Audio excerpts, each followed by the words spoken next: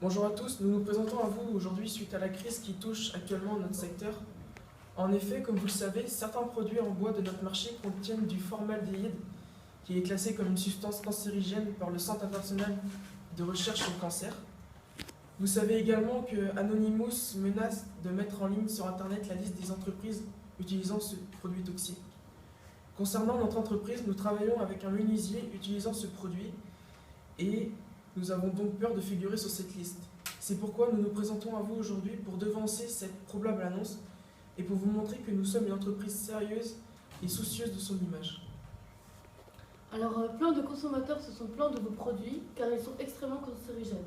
Je suis présidente de l'association 60 millions de consommateurs. La période de Noël arrive et vous ne pouvez pas continuer à vendre vos produits.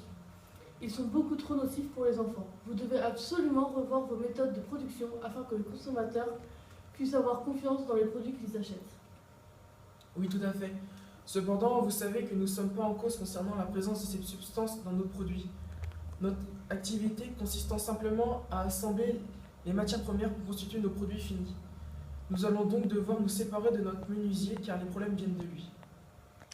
Quelles sont les conséquences si la liste apparaît et quelles sont les conséquences si vous changez de fournisseur? Alors, en tant que directeur financier, je vais pouvoir répondre à vos deux questions. Donc, tout d'abord, si la liste apparaît, ce serait dommage car nous entrons dans la meilleure période de vente de l'entreprise qui est de octobre à novembre avec Noël, tout ça. Si cette liste apparaît, celle-ci aurait des conséquences néfastes sur notre entreprise, car nous estimons une perte à 60% du chiffre d'affaires.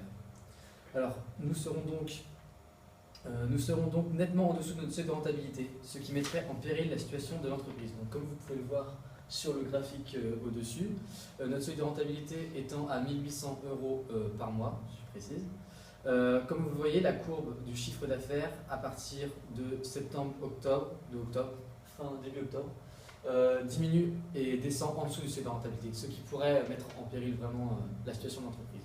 Et quant à votre autre question, si nous changeons de fournisseur, nos prix d'achat de nos matières premières vont augmenter, ce qui entraînera une augmentation de nos prix de vente. Et de ce fait, le chiffre d'affaires diminuera aussi, mais de façon moins importante que si l'on garderait le même fournisseur avec ce problème de produits néfastes. Donc voilà, j'ai répondu à votre question. Avez-vous besoin de licencier?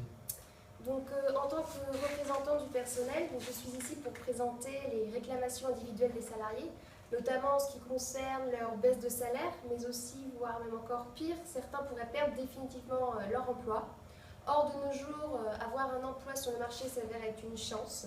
Donc, la conjoncture économique actuelle fait que trouver un emploi est aujourd'hui très difficile. Beaucoup en ont vraiment besoin. Or, certains sont très proches de la retraite, donc ce serait très difficile pour eux de pouvoir se reconvertir. Et donc voilà.